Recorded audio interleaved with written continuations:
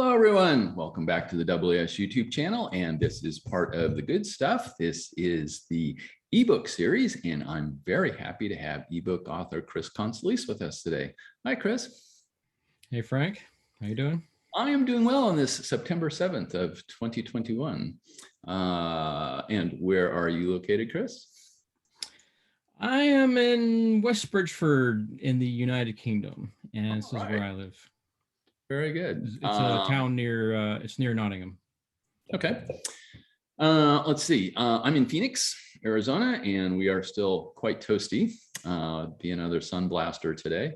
So the summer is definitely not over in Phoenix yet. In fact, we won't cool off until October or so. So how's the summer in England? Is it starting to cool off a little bit?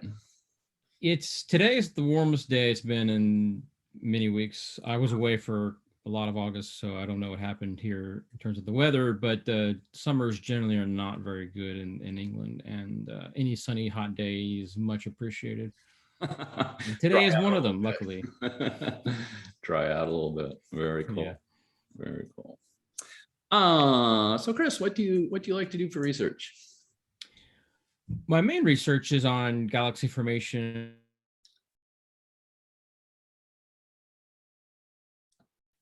and I use things like the Hubble Space Telescope mostly to do that kind of investigations, although I do use quite a bit of ground-based data as well.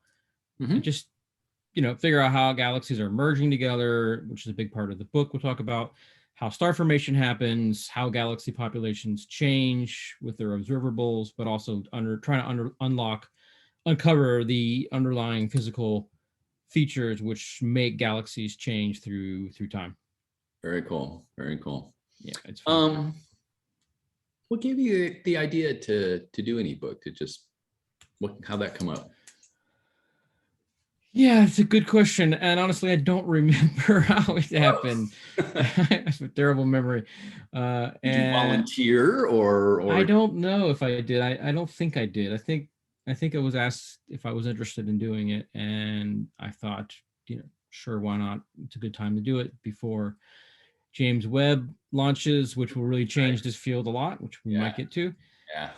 And so it's a fast changing field, but I thought now is a good time to put it into a book, because there's never really been a book on the cosmic evolution of galaxy structure before. There's been a few books on galaxy morphology, galaxy structure, on a galaxy evolution, but not just the structural evolution of galaxies. And so I thought, yeah, it's a good book, something I really like and something I really enjoy. So I said yes, and managed to do it somehow. Cool. Oh yeah, and then there's also a famous book on textbook on galactic dynamics. Yeah, dynamics is a big topic for books. Yeah. So given your answer, how long did it take to go from when you kind of agreed to do it to when the finished product came out? I gather from your answer that was longer than a week. Slightly, yeah. I think it was about a year and a half. Okay. Do so, maybe a year and a half, something like that. You probably started just a little bit before the pandemic. Yeah, I think it was a few months before that. Yeah. That I started, and the pandemic gave me time to work on it, and that's when I finished it. Is during that time. Very good. Good. But well, it's still going on now, so I guess anything you finish now is also finished. Let's say the first wave of the pandemic. Right. So that means you're probably working on version 2.0 of the book already. Or probably sure I am. Yeah. After JWST launches or something. Maybe one day. Yeah. So we'll probably get into it, and it might be a little obvious by the time we start getting into stuff. But what is the target audience for the ebook? The target audience, I think, is for people who want to learn more about the topic, and that can be an advanced undergrad or a beginning grad student. But I would say even people who are in working in galaxies already and want to learn more about the topic, It's a good place to go. And if you're just an astronomer working in any area, really a professional astronomer, and you want to learn about galaxy evolution, it's a good book for this as well, because I try to put everything in terms of a broader view of galaxies and how galaxies evolve and form. And so it spans all of cosmic time and involves many different properties of galaxies. And so it's, it includes so many things that probably anyone with an interest in galaxies will get something out of it. Very nice. And with that, let's go ahead and take a perusal. All right, cool. It's pretty recent. When was this published? This was like it came out at the very end of 2020. Okay. So just a few months old. Quite recent, yeah. Yeah. The cosmic evolution of galaxy structure. And let's take a walk through it. Nice little logo there. Yep, that's the galaxy icon. Galaxy and Cosmology corridor in the AAS journals. Yep. I won't get you to try and explain that icon. I couldn't. I don't know where it comes from, to be honest. I get the color. The color I get. But kind of spiral-ish, Sort of. Very good. And there's ebooks, and there's the editor-in-chief. There's our corridors. There's the advisory board. I think Steve Qualler is heading up that board these days, and that's right, people associated with that. Yep. And Galaxy Cosmo, IOP, and table of contents. So why don't we go ahead and maybe walk through the table of contents. If there's some figures you'd like to hit, that's fine. So let's go through it. Sure. So the introduction is really general, and I start off with just an introduction to scientific classification and put it into a larger this book into a larger context of classifying animals, classifying plants, classifying species, and just a bit of the history of that and how it works within science. So I try to describe that in the context of galaxies eventually. And I give some historical background. So galaxy structure really is one of the first things that we have discovered about galaxies, is that they have a structure. And that even, you could argue, defines the galaxy. At least it did for a very long time. Of course, we have quasars now and compact galaxies that aren't necessarily resolved in many images, but in general, galaxies are resolved. And things like Lord Ross, who discovered a spiral structure, that's in there, and about photography. Photography was applied to galaxies in the late 19th century, and so I include the discussion of that and how that really advanced the field, obviously, because before that you had to draw. Then I talk about the Hubble sequence and how you had spiral galaxies and elliptical. So a lot of really classical galaxy astronomy is in that part of the introduction. Okay. Then I start talking about, in 1.3, what I call stranger things, irregulars, peculiars, and dwarf galaxies. And this really is about the strange galaxies, which we learned about and studied sort of after the epoch of Hubble and Sandage, starting in around the 1960s. We've discovered that galaxies weren't just spirals and ellipticals, but came in many different, what you might call strange shapes that may defy sort of a explanation that you would apply to the bulk of large galaxies. So I discussed that there. And then 1.4 is low surface brightness galaxies. And so this is also a more recent discovery. Really came about in the 1980s, where you have galaxies which have a low surface brightness, and all that really means is that within a given size, the amount of flux, the amount of luminosity coming from that galaxy is quite low. So the galaxies can be large, but in size, but they have a low amount of light coming from them. So they look very faint, and we call that low surface brightness galaxies. And so I discussed those in the context of galaxy structure and how they were found, and a bit about how they fit into the other galaxies described. And then at 1.5, I give a discussion of galaxy formation and evolution, and just sort of give a background to how we think galaxies form and how structure would fit into that picture. Okay. That is, we have a model for galaxy formation, and within that model, galaxies will change, not just in their mass, star formation rate, et cetera, the way that we might think galaxies will change in their bulk properties, but also how their structure changes.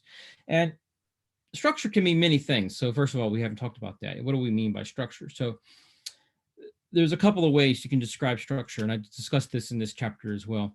So structure, the most obvious thing is what we call morphology. That is, if you take a picture of a galaxy and you say, okay, it looks like this. It looks like a spiral galaxy. It looks like an elliptical. It has a strange shape, maybe. It has a bar in it if it's a spiral galaxy. That is one way of looking at structure. Another way is to quantify the light coming from galaxies. And I'll come to this in chapter 2 here. So you can quantify the light in a galaxy. You can say, well, how much light is in the center of the galaxy versus its outer parts? Yep. Does it have a certain kind of structure in the sense of the surface brightness profile, we call, which is how bright the galaxy is at different radii from its center? How does that change? That is, how much light does the galaxy have as a function of its radius? And that's a big topic in galaxy structure. So that's another way. And there's many ways of quantifying a galaxy's structure through quantitative means, let's call it. Then there's also the basic idea that galaxies have a size. So that's another way of measuring structure. So size, you could argue, is really the first kind of base parameter to measure for a galaxy structure. It's how big it is, right?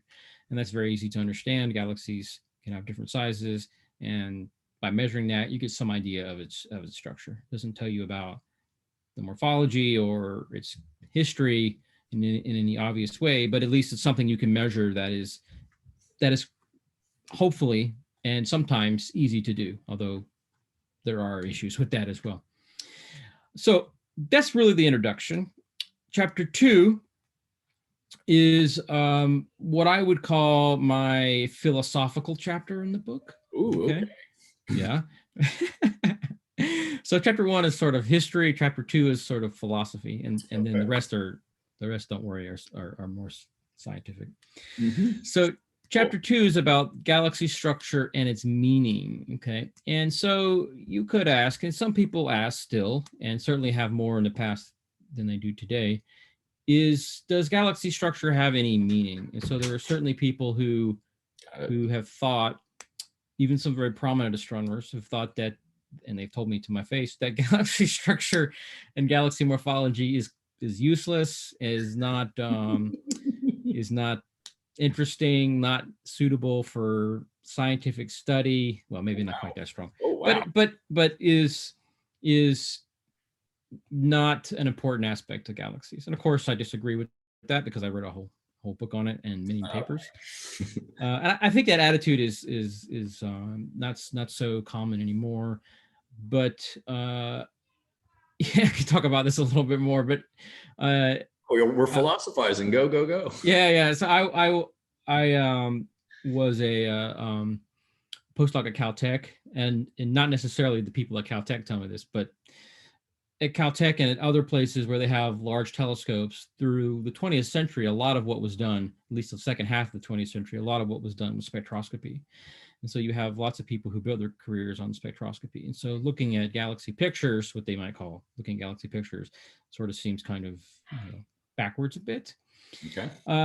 But and that's also partly due to the fact that before the 1980s, before you had CCD plates, CCD detectors, you had plates of photographs of galaxies, and they're notoriously difficult to quantify anything on. Right. Like getting even the magnitude of a galaxy is really difficult to do with that method. And so, people who came up in the system, so to speak, in the 60s, 50s, 60s, 70s, doing galaxy structure was almost impossible. You could do morphological classification, and people like Sandage, of course, did that. Sure. But doing anything quantitative was extremely difficult. People did do it, and people like de Vaucouleurs did with his profile of looking at elliptical galaxy structure and how steep it was. Anyway, getting back to chapter 2,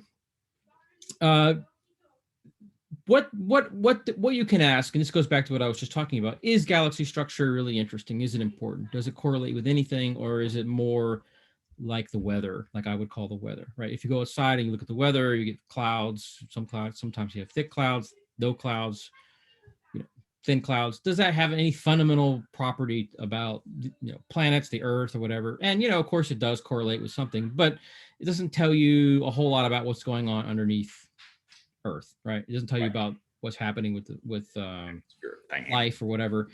And so is galaxy structure similar? Is it just sort of an appearance that has no meaning? And so what this chapter does is it really describes the process of figuring that out. And so Good.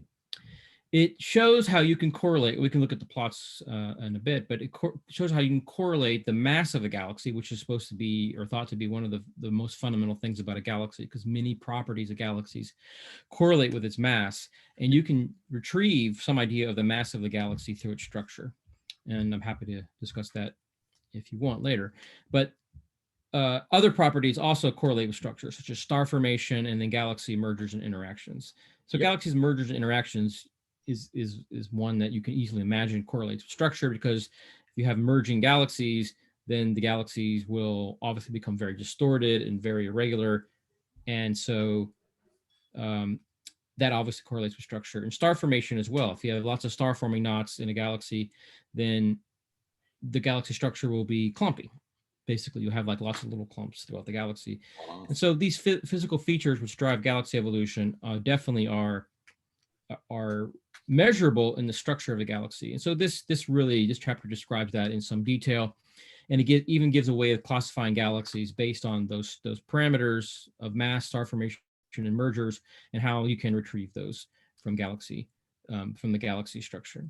And so that's basically that chapter. Chapter 3 is measuring galaxy structure. So this is where it gets really kind of quantitative and scientific. And so there's a discussion here about how do you measure galaxy structure with parametric, we call parametric methods. That is where you have a model of how the light in a galaxy is distributed as a function of its radius. And so the book talks about how you measure that, how you fit that, the different forms of that. There's indices like called the Circum index, called the Nonevolutionary index, which I talked about already. There's exponential profiles, so we talk about that in the book. Then there's size, which is again something we talked about already. I discussed how you measure sizes of galaxies. There's many ways of doing that. Some of them are more reliable than others, so I go through some of that. Then I talk about what are called non-parametric morphologies, 3.3, and this includes the CAST parameters, and that's the concentration, asymmetry, and clumpiness of the light in a galaxy, and these correlate with those mass features in chapter 2, the star formation, the mass, and the mergers of the galaxy. And I discuss how you measure those, and there's lots of equations and methodologies and stuff that have come from many papers in the past. So I go into that. And one of the main benefits of that system and other systems is identifying merging galaxies. And so there's a discussion about that, because merging galaxies, this is a book that I wrote, so I'm going to focus on the things I like. So merging has been a big part of my scientific career, looking at merging galaxies throughout time. And so I spend some time going into how you find mergers through this method, and later on in the book we go through how to use that to actually determine how galaxy formation occurs. All right, and so the final part of that chapter talks about what I call the non-evolutionary effects of structure, and so that includes the effects of redshift on structure, but also what's called the morphological K correction. And so what the idea here is, you have the same galaxy, take one galaxy, and imagine you could make that galaxy go further and further away in the universe. And we're talking about going way back in time. What will happen is that galaxy will start looking quite different. And this is especially true if you look at the galaxy in the same wavelength, let's say the visual band, like the blue band of light. The galaxy will become fainter, obviously, but its surface brightness will go down. That is, its luminosity will decrease faster than its size. Okay, so the galaxy will become not only less luminous, but will become lower surface brightness. Yes. But also, because of the effects of the redshifting of galaxies and the expansion of the universe, you're going to be looking at the galaxy in bluer light, because at a fixed wavelength, you're looking at a galaxy. As it moves further away, the galaxy is being redshifted, and so all the light shifting to the red, and so at a constant band, you'll be looking at bluer and bluer light as the galaxy goes further back, further in the universe. Okay. And so you have to understand those things and correct for them. And so there's discussion, and I come back to this in the book later when you actually apply it. But you have to understand that happens, and that it's something that can mimic real evolution in galaxies. So galaxy structure can look different, but actually it's not different. because it's an effect of just the galaxy being far away. And so you have to understand how this happens and then correct for it if you can. So that's where I discussed that. So chapter 4 is the distant universe. So this is where it gets, really cool, in my opinion.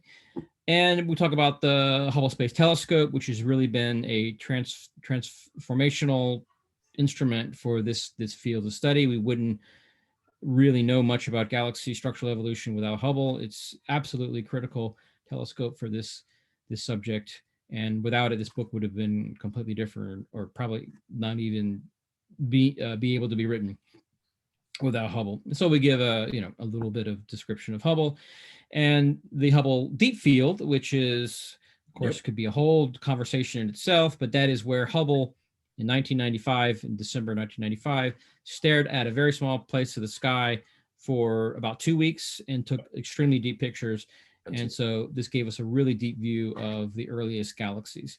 Nice. And I discuss further on in this chapter the basic evolution that we could see from these deep pictures with Hubble, including the Hubble Deep Field, but not just the deep field. There's other deep fields that Hubble took, which we won't go into now, but essentially did slightly deeper fields later on, like the Hubble Ultra Deep Field. Right. And so that includes the visual morphological evolution. And so that's just like pretend you're Edwin Hubble looking at the pictures of galaxies from the distant universe and classify them the same way that he would have, or Sandage would have, the elliptical spiral dichotomy.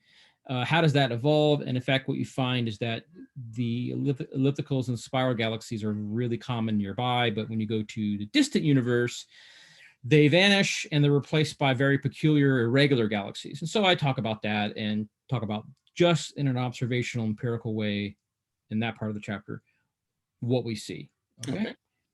So it's important to point out, though, that Hubble is not just a visual telescope. It also has infrared, near-infrared capabilities. And so with that, you're able to trace galaxy structure at the same we'll call rest frame, the same absolute, if you want, wavelength, all the way back to redshift of 3, which is a few gigayears or billion years after the Big Bang. Okay. So that's an important aspect of this, is that the Hubble, with the different instruments, we're able to actually remove, to a large degree, a lot of this morphological K correction that I just described, because we can trace the same wavelength all the way back to almost the beginning of when we see galaxies, but not quite. So that includes also this chapter, the bar evolution. So galaxies have bars, and I don't mean they have a fun place to go and drink, but I mean that they have a central location where, sorry, I'm giving you all the bad jokes I tell. It's great. I can't help it. So they have a central bar in the center, and so many people are very interested in that. And so I give a description of how these bars evolve through cosmic time. And that is related to spiral galaxy structure, and that's 4.5. And that describes how we see spiral galaxies change with time. And that's a little bit different from disk galaxies. So you can see galaxies that are disks. Further out, for the most part, you can see spiral structure within the disks. And so I describe that, and how you can see spiral galaxies out to those distances, and how they relate to the other galaxy properties. And then 4.6 is also a whole other discussion and book in itself, is numerical simulations of galaxy structures. This is a really big topic, and it's very impressive stuff that theorists have done, not work that I have ever been really involved with closely, but looking at using computer simulation, hydrodynamical simulations, in-body simulations, to see how galaxy structure would evolve through time on a computer. Like if you have the initial conditions of the universe in a cosmological sense, sometimes not, how would the galaxy structure change? And that's a very fast changing field of galaxies, but I give a brief overview of it in that part. Okay, so chapter 5 is probably like the core chapter of the book, I would say, kind of the pinnacle of the book. When here I describe really physical evolution of galaxy structure. So that kind of relates to the title, which is the cosmic evolution of galaxy structure. So it's obviously very closely related to this core idea of the book.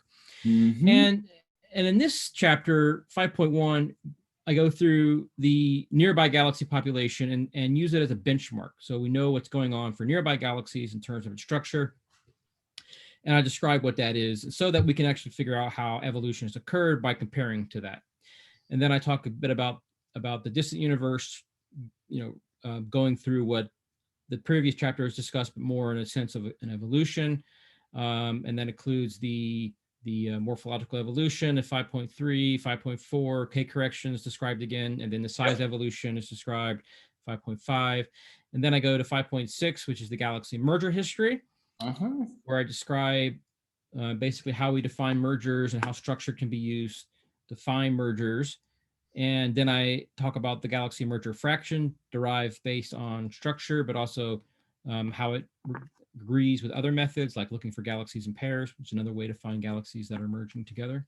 And then I talk about things like the galaxy merger rate, which relates to the observed merger fraction. So merger fraction is just the fraction of galaxies in a population which are merging at any given time. Merger rate is where you convert that to a time scale. That is how many mergers are happening per unit time.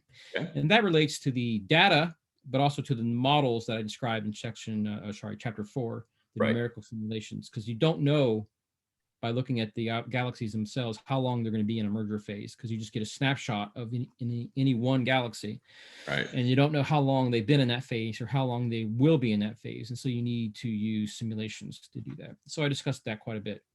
Nice. And that leads to things like galaxy assembly through mergers, that is how much mass is added to galaxies due to the merger process, and then related to that is how much of the mass assembly in galaxies is coming from gas accretion that is outside of the direct merger process. And this could be from also what we might call micro mergers, which are very small little satellite galaxies merging with the big galaxy. And so it's a really interesting and future area of study, because we don't know much about that.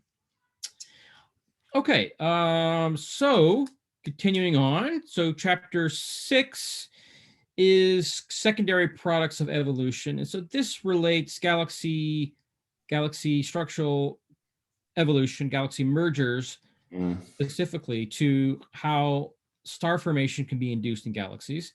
Because mergers, if you merge galaxies together, you can produce star formation, but also how it can influence the formation of central massive black holes. We know that many galaxies, if not almost all massive galaxies, have a central massive black hole. And it's thought that a lot of that mass is brought to the black hole, driven in through the merger process. That is, you have a big galaxy coming in, smashing with another galaxy, and then a lot of the gas flows to the center of the galaxy, produces an active galactic nuclei, this bright central part, and then that produces a central massive black hole. Awesome.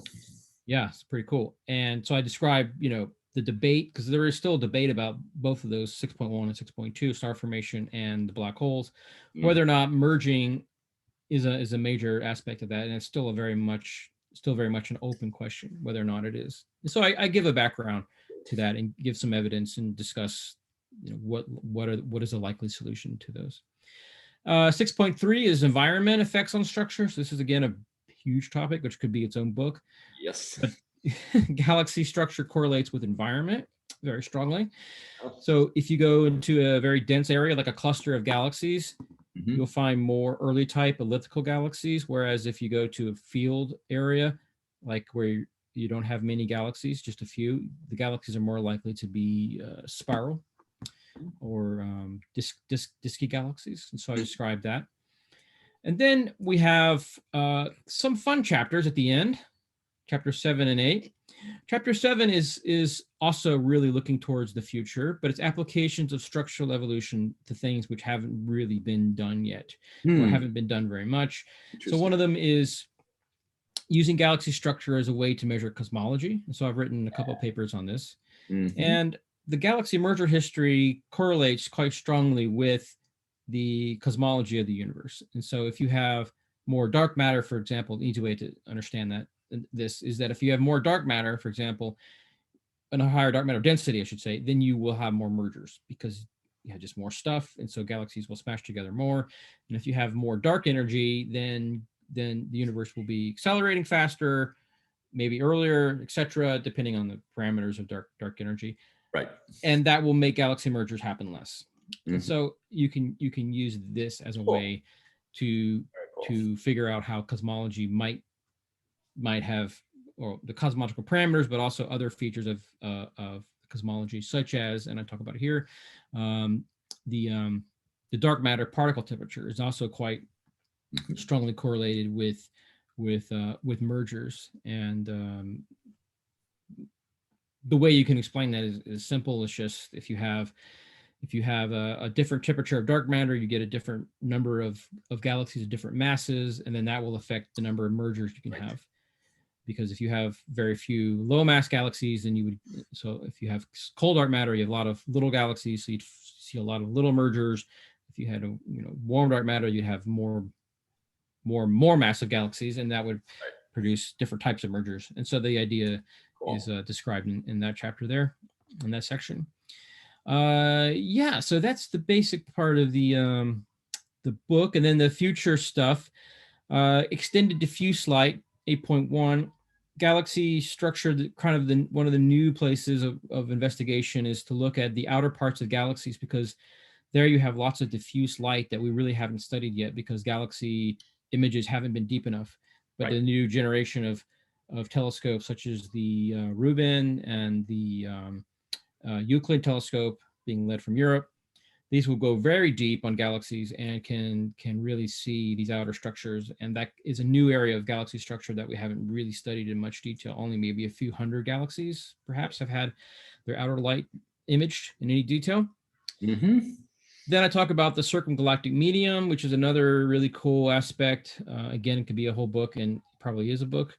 But galaxies have a medium surrounding them, and this relates to the diffuse light, but not necessarily, because you can have this outer structure in galaxies that you can see through absorption lines. That is, quasars going through the galaxy. You can see which elements are being absorbed in the light, and therefore you can figure out what must be in the halos of these galaxies, the outer parts of these galaxies. And so that's now being imaged as well through various integral field units with Keck and VLT.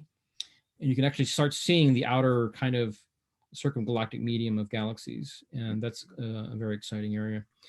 So machine learning, again, is a whole other topic. It could be, I keep saying it, but a whole book in itself. And that's very exciting. So using machine learning to derive galaxy structure, galaxy parameters. It looks like it's a really powerful technique that is just really starting to be examined in great detail. Right. And will definitely be part of the future of these big missions that I already mentioned. So then I finished a book by just talking about non-optical structure, because I'm an optical near infrared guy. It's maybe a bit of UV, but I haven't done much in radio and X-rays. But in those wavelengths and frequencies, you definitely have galaxy structure, and it's an area which has hardly been touched, and so there's a lot to do there. So I described sort of what has been done. And then very high resolution imaging. So I finished that talking about things like the telescopes now, like the arrays, which can image like the black holes and centers of galaxies at high resolution. And so these kind of telescopes, these big arrays that make up the whole Earth, will be able to image other parts of galaxies eventually. And so that will really produce a whole new change in the way that we view galaxies when we can see them in high resolution. Because fundamentally, everything we do with galaxy structure is based on a relatively narrow range of resolution, right? Yeah. And so if we can resolve galaxies factor of 100 more than we can now, then we're going to see a lot more things, a lot of different things. And that'll change the field again. And so we don't really know what that's going to do, but I try to discuss that a little bit there. So that's the book. Cool. Thank you, Chris. Yeah, my pleasure. That was fun to talk about. And for those aspiring ebook authors, I think Chris dropped several hints on chapters and subchapters that could become entire ebooks within themselves. And so if you've got an idea and you're interested in doing an ebook, go ahead and contact the ebook committee. Steve Qualler is the head, so go ahead and reach out to him. If you're interested in picking up some of those multiple hints that were left from Chris on what would be good topics for galaxy evolution. Very nice. Cool. Yeah, I'll just say that So I'll pick one up. So Yeah, go ahead. Sorry. you spent a good chapter, describing the impact that Hubble has had and how it, really forms the backbone of this book. And so toward the end, toward the future, you mentioned JWST and some other ones. So does this mean that after JWST is up and operating for a few years, that we'll see version 2.0 of this book? Yeah, perhaps. Yeah, I think that if I'm still, able to do it, I would be happy to. Yeah. Cool. Very nice. That'll do. Chris, I'll just say one more thing that because I didn't get a chance to show it, I'll show it now. But actually, you can buy the hard, the physical, version. physical copy. Yeah. So the main way they sell the book is through the online version, ebook. But you can get paper, and they have color figures and things. So it's a nice book. Tactile. You get to touch it. Yeah, exactly. So yeah, I would say that anyone is interested in learning about galaxy structure and how it evolves, that this is a good place to start. Nice. Very cool. All right, that'll do, everyone. And I hope this made your astronomy day just a little bit better, and we'll see you on the next one. Bye-bye.